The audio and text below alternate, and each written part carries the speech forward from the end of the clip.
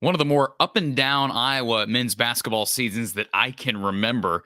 The Hawkeyes going on the road to Bloomington, destroying the Hoosiers, and then following that up with a home loss on senior day against the lowly Nebraska Cornhuskers as we enter Big Ten tournament play.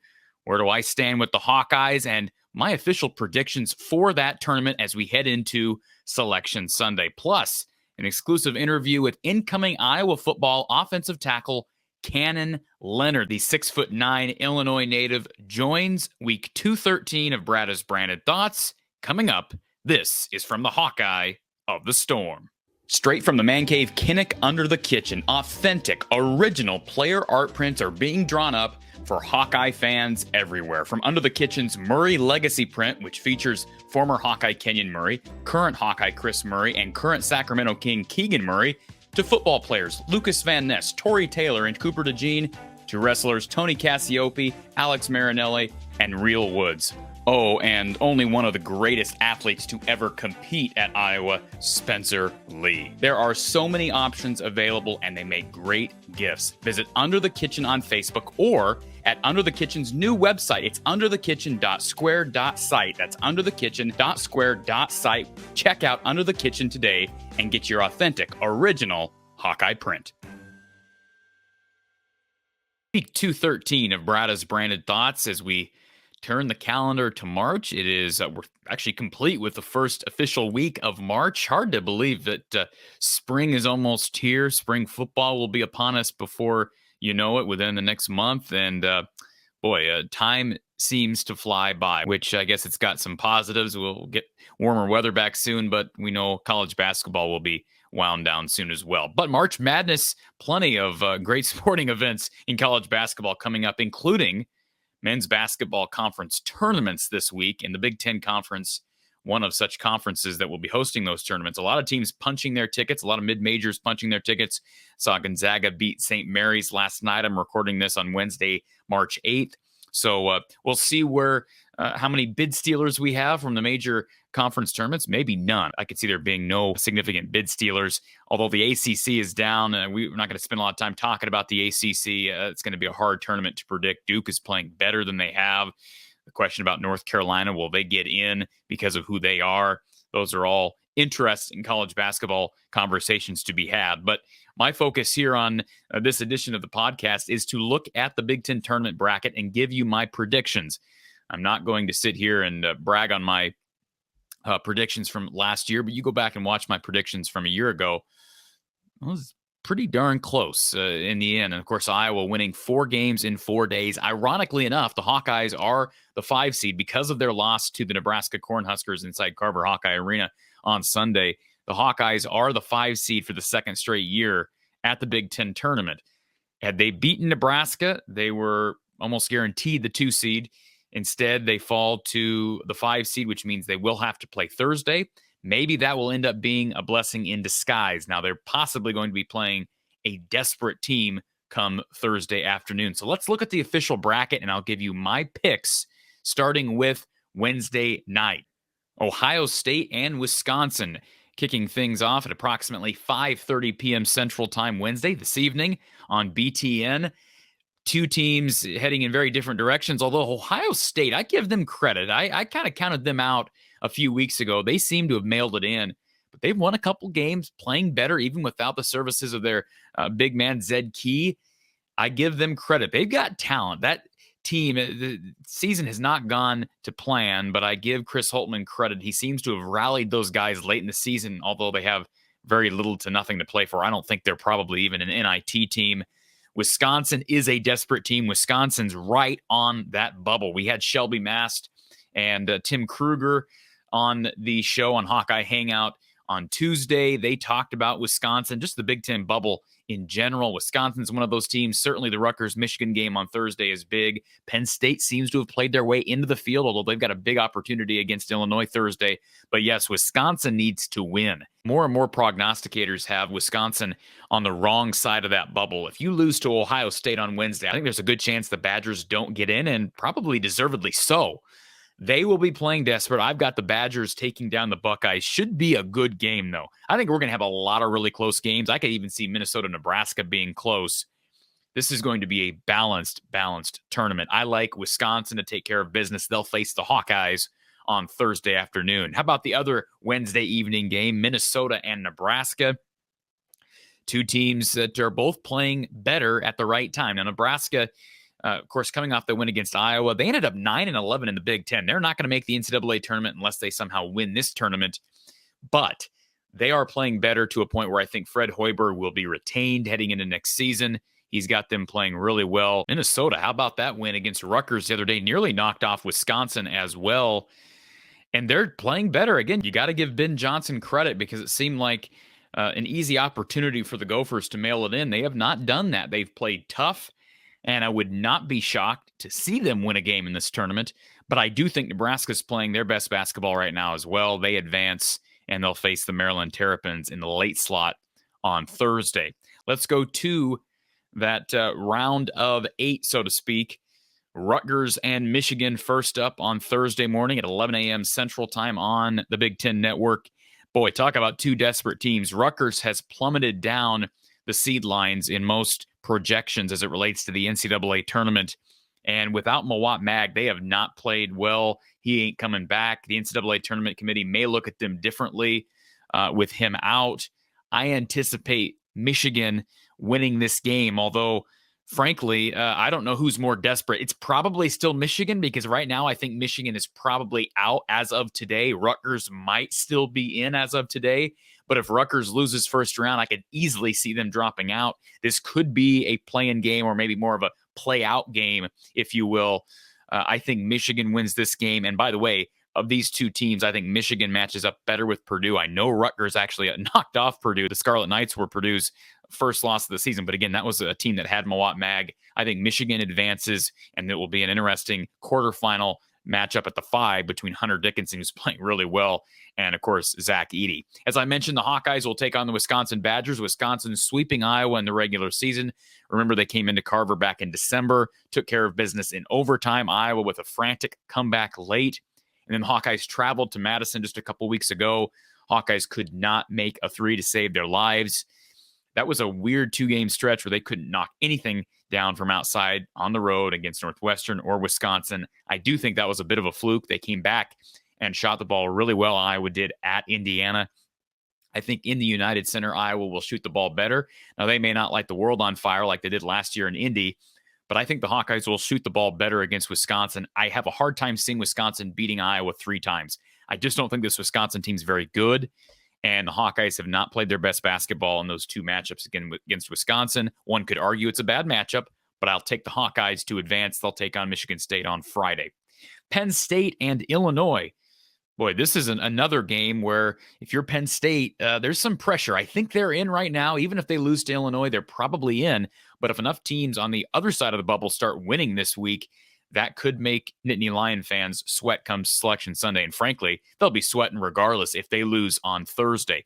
I've got the Illini advancing. Regardless of playing desperate, I think Illinois is a better team. They have looked like a top 20 team at times this year. At other times, Illinois has looked pretty bad. Remember, they had a bad blowout loss to this very Penn State team earlier in the season. So I could see the Nittany Lions winning. Illinois is in the tournament no matter what. I like Illinois, though, to advance. They'll take on their rivals, the Northwestern Wildcats. Nebraska taking on Maryland. The Terrapins have struggled to win away from home. Nebraska's coming off one of the best road victories of any Big Ten team all season, coming to Iowa City on Sunday on Senior Day in a sold-out venue and winning. I think Nebraska wins this game. I really do. I think they find a way to beat Maryland until Maryland can prove it to me that they have the ability to win on the road, although they did win on the road the other day against Penn State, but very close game, and they've not done that consistently. I like the Huskers to surprise some people, and, you know, Fred Hoiberg's had those guys play pretty well in this tournament. Of course, they've never made a run of the finals or anything like that, but they've got an opportunity. I think it's a pretty favorable section of the draw just because they're winning that first game doesn't mean they're going to beat Indiana on Friday, but I do think the Huskers have a chance to get to Friday, which would be a major accomplishment under Fred Hoiberg. All right, let's start at the top on Friday. I mentioned Michigan. They'll take on Purdue. At least that's my projection. Star-studded matchup at the 5. You've got Zach Edey versus Hunter Dickinson. Michigan, if they were to win this game, you're almost certainly in, I think, at that point, because that'd be a really good win against Purdue and a solid win against Rutgers. It may not guarantee them a spot, but this could be a game. This is the season right there for Michigan. And certainly Purdue has an opportunity to fall from that one line in the NCAA tournament if they were to lose to Michigan. I think Michigan will be playing with more fire, more motivation. And I don't think Purdue is quite as dominant as we thought they were earlier in the year. They went through kind of a dip in performance during the season as well, which every Big Ten team dealt with. I actually think Michigan finds a way to advance to Saturday, and I think they're in the tournament if they do that. Iowa taking on Michigan State. I don't love the draw for Iowa, not because of the Wisconsin matchup, but because of the Michigan State matchup. Let's remember, Iowa went on the road to Sparty, played, I thought, really well, played solid defensively, actually shot the ball pretty well in that game, not from three, but shot the ball from the field pretty well, and still lost on the road. And then they come back to Carver, play the Spartans, really don't play well at all, couldn't stop Tyson Walker to save their lives, let alone Akins or Joey Hauser, and somehow frantically come back down 13 with a minute and a half to go in regulation and beat Michigan State. But they gave up, 101 points in regulation. I think it's a bad matchup for Iowa. They have struggled to defend that guard court. Be a big game for Aaron Eulis and Tony Perkins. Those guys would have to play great for Iowa to beat Michigan State. I've got Michigan State winning. They'll face off against their in-state rivals, the Wolverines, on Saturday. Illinois taking on Northwestern, another in-state rivalry. Northwestern playing really good basketball, and they lost a few games there, but they were close games. And frankly, the one game against Illinois, they played Illinois, a week and a half ago, and they were up big against the Illini and blew that lead. I think Northwestern will be looking for revenge. I think the Wildcats advance. They'll get to the semifinals, and what an accomplishment that will be for Chris Collins and company. Already finishing second in the conference, a huge accomplishment for Collins' bunch, but to be able to make it to the weekend in the Big Ten tournament would be massive. Indiana versus Nebraska. I do think Nebraska's playing great. I think they're coming into this game with 2 straight wins, but the Hoosiers too good. And yes, they had that one bad performance against Iowa, but for the most part, Indiana's been really good over the last 2 months. Remember, they swept Purdue. I like Indiana to advance. They'll take on the Northwestern Wildcats. In the semifinals, Michigan taking on Michigan State. Another entertaining matchup, another in-state rivalry. I like Michigan State to advance. First of all, I think Michigan will have played a lot of basketball, right, heading into this game. Now, Michigan State presumably coming off a win against Iowa, but boy, Michigan had to have given a lot to get through Rutgers and then Purdue. I think Michigan State will have more in the tank. You have confidence in what Tom Izzo does in March. I think Michigan State is kind of the surprise team that advances to the championship game, and they will play the winner of Northwestern Indiana, and I've got Indiana winning. Remember, Northwestern knocked off the Hoosiers in Evanston just a few weeks ago. I think Indiana gets them back, and I think we get kind of a classic matchup between Indiana and Michigan State in the championship round. And I've got Indiana winning the title. The Hoosiers, the preseason favorites in this conference, they've played second, third, fourth, fifth fiddle to Purdue and everyone else in this conference most of the year, but they've come on at the right time, finished third in the seeding. And I think they find a way to get to Sunday and win. Remember, they were real close to advancing to the championship game last year had they not blown a late lead to Iowa and an unbelievable 3-point shot banked in by Jordan Bohannon in the final seconds of that game. And so I think Indiana advances. They take care of business against Michigan State. But both of those teams, Michigan State and Indiana, will feel pretty good about where they're at heading into the NCAA tournament. Now, could Iowa make another run like they did last year? Look, I think last year is a good indication that oftentimes, March is very unpredictable. Iowa was playing its best basketball at the end of the regular season. They win 4 games in the Big Ten tournament. We expect, hey, they're going to make the Sweet 16 for the first time since 1999. Some people were even picking them to be in the Final Four. What do? They bow out in the first round against a 12 seed. Do I think that Iowa is going to do that again this year? I don't know, but I don't know that the loss to Nebraska at home the other day is any indication of what they're going to do in March. Could they lose in the first round to Ohio State or Wisconsin? Absolutely. By the way, they're 1-3 against those two teams. They were swept by Wisconsin and lost at Columbus in a blowout loss earlier in the year. So I could see them losing in that first game. I could also see them beating Wisconsin, beating Michigan State. And if they were to play Michigan, beating them, I think Purdue's a tough matchup for Iowa. They played them just once in the regular season and lost in West Lafayette. But you just never know when you get to a tournament setting. It's one and done. This Hawkeye team is used to playing in this tournament and used to winning in this tournament.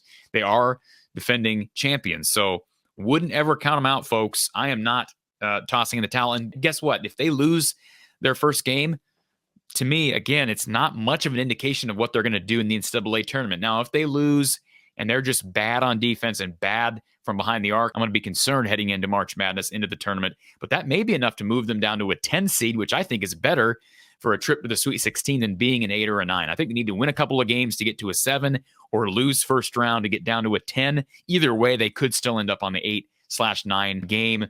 But regardless, it probably is a better year to be on that line because 1 and 2 seeds I don't think are as strong as they have been. I don't want to face Houston or Purdue. They're not going to face Purdue. More than likely will not face Purdue in the second round. They could potentially, by the way the rules work out, but I would not want to face Kansas or Houston. Alabama, I think, it's a tough one to read. They're projected as a 1 seed. Anyways, I know I'm going on a tangent. I think the Hawkeyes have a chance here, folks. I don't love the Michigan State matchup. I think if they get past that first game, Michigan State on a neutral court, Iowa traditionally struggles to beat them in the Big Ten tournament. I can't tell you how many times they've lost, even since Fran McCaffrey took over, and even back into the Licklider era. It seems like they've lost a number of times to Michigan State in this very tournament. And again, Izzo knows how to win. Michigan State's just tough to play regardless of where the game takes place or when the game takes place. But we shall see. The Hawkeyes will play at approximately 1:30 p.m. Central Time on Thursday. It'll be televised live on Big Ten Network. And, of course, live post-game coverage right here from the Hawkeye of the Storm. So as I previewed earlier, we've got incoming Iowa offensive tackle Cannon Leonard, the 6'9" Illinois native, joins the show to talk about his decision to come to Iowa, his signing this past December, and where he projects along Iowa's offensive line moving forward. Without further ado, here's Cannon Leonard. Cannon, how you doing, sir? I'm good. First of all, man, you decked out your bed. You didn't do this for this show, right? This has been ever since you committed. Before you committed, you got Hawkeye stuff everywhere. Oh yeah, it's been like this since I committed. Yeah. All right, so listen, I mean all the best when I ask this question, but I have to ask the question. When you committed, my reaction on this very show was, wow, this kid's 6'9". What if he grows to 6'10"? Are you okay? What's your real height? Can you just get the elephant out of the room? No, I think I'm seriously like a legit 6'8" or 6'9". Yeah. Wow.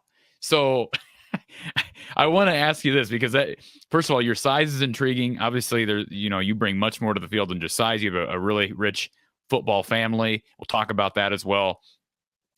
When Iowa recruited you, I'm sure your size got brought up a time or two. Like what was that? What were those conversations like? How did Iowa evaluate you as it relates to being taller than most at tackle?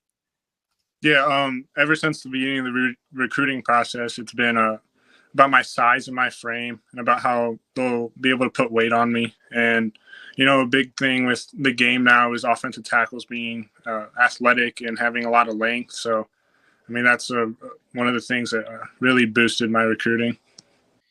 And throughout you grew up in the state of Illinois, right? Talk a little bit about your family. Again, I mentioned at the outset that you've got some serious football in your family, right? This is a football family. Talk a little bit about the Leonard family. Yeah, so my dad's been my offensive line coach since like 3rd grade. And then my older brother, Clayton, he was offered by Illinois and committed right away. And he's down there now. He's going to be really good. And then I have a younger brother also who'll be really good. And I mean, last year we all 3 started on varsity right next to each other, and football's a big thing in the family. What's it been like growing up in the community of Gilman? What's Iroquois West like? Tell us a little bit about your background. Yeah, Gilman is the town I go to high school in, but there's actually multiple towns that go to that school. I live in the country of Danforth, which has like a population of like 500 people. It's a lot of small town living. Like everybody knows everybody, and it's just like a big thing for me was to like represent the community well. kind of nicknames have you had growing up with a name like Cannon? Haven't had many, not really. Well, there's a first for everything.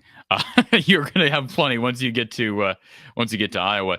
Blake in our chat wants to know what Iowa offensive linemen have you admired?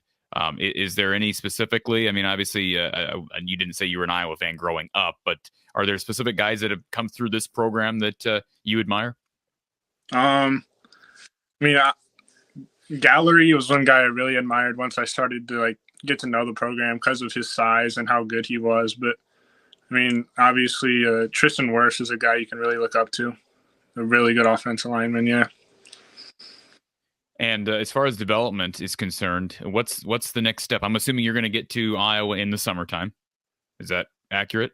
Yeah. Yep. So you'll be at Iowa in the summer. Obviously, they're going to get you bigger. I mean, you're big. No, there's no doubting that. But they'll get you in the strength room and the strength program.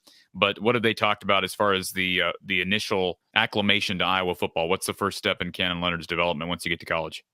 Definitely just getting stronger and putting weight on. I mean, I think it was last year after basketball season, I was down at like 240, and now after this football season and like really dedicating myself to the weight room and my nutrition, I've gotten up to around 270. So they just want to keep putting on the weight, but they don't want to rush anything. They want to make sure it's healthy and it's a good way to put on weight. But I mean, I've already had meetings with on my official visit. I had a meeting with the strength coach, and they're just really going to push me through that program. It's a really good program, and just going to really develop me into a good offensive lineman. Can you talk a little bit about your strengths? Because you mentioned just length, right? How important length is. And I don't think anybody's going to argue that you have it at 6'9", but talk about what you give as far as skill on the football field at that position. What makes Cannon Leonard special and a factor for playing time in the future here with Iowa? Yeah, my main things are my length and athleticism. As you said, I'm 6'9". I have like a 7-foot wingspan. But also with athleticism, I've been playing basketball since I can remember. I played AAU basketball. I even played with some Iowa basketball commits the past few years. Owen Freeman and Brock Harding on an AAU team. So, I mean, I've always had good footwork and stuff like that. And then also with the small town football, I'm a really physical guy. I played guard the past 2 years, and I just love to hit. That's one of my main things. Rick wants to know, what is Cannon Leonard listening to when you have your iPods in? Definitely Morgan Wallen. I'm a big Morgan. But first of all, I am a converted country guy. All right, so I did not grow up a country guy. Morgan Wallen is huge right now. Yeah. Yep, I'm pretty sure I have a playlist, and he's like 90% of it. All right, so let's final question for me. Again, congratulations on making it official. What ultimately sold you on Iowa? They've got you know about the history of developing offensive linemen for the next level. You were a guy that I think it's fair to say maybe was under recruited. I think you would probably say you were under recruited. Why did Iowa? Why Iowa from their perspective? Why did they offer you Cannon Leonard, and why did Cannon Leonard select the Hawks? I think a main reason they, went in on me was the type of player I am, but also like the type of person I am. I dedicate myself to getting better, and I just feel like it's a really good fit for that program. The like Iowa football term, like I feel even the coaches have said they feel I fit that perfectly. The main reason I chose there is the family feel. I went in and I didn't have any Power 5 offers, and they treated me just like they would treat anybody else. Answering all my questions, telling me everything I needed to know, and then giving me a plan for the future and how they think I could really turn into a great player is probably the main reason I chose to go to Iowa. And I did see one more question here from Drew in our chat. He wants to know, are you locked in at OT at offensive tackle, or have there been conversations made?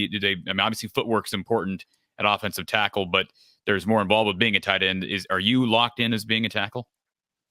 Yeah, I'm pretty locked in at playing tackle. I mean, I played and my freshman year of high school, and that was probably my worst football season ever. And I mean, this year, senior night, I suited up as tight end, caught a touchdown pass, but I think from now on, it's just offensive line from here. Well, you are an intriguing guy, Cannon, and obviously you take the classroom seriously. I saw that you got an offer from Yale. So you are obviously serious in the classroom, and that had to have attracted Iowa to you as well. We look forward to seeing you being here in, just about 6 months or so. Cannon Leonard from Iroquois West, community of Gilman, Illinois. Congratulations, Cannon, on signing. We look forward to seeing your career pan out over these next 4 to 5 years. All right. Thank you. Cannon Leonard from Gilman, Illinois. Not from Gilman, Illinois, but from Iroquois West. Guy who not taking shots at anybody. That's on those schools that didn't recruit a kid like Cannon. No other Power 5 offers, folks. And there are several in this class. Leighton Jones, I believe, don't quote me on this, I had it pulled up a little bit ago.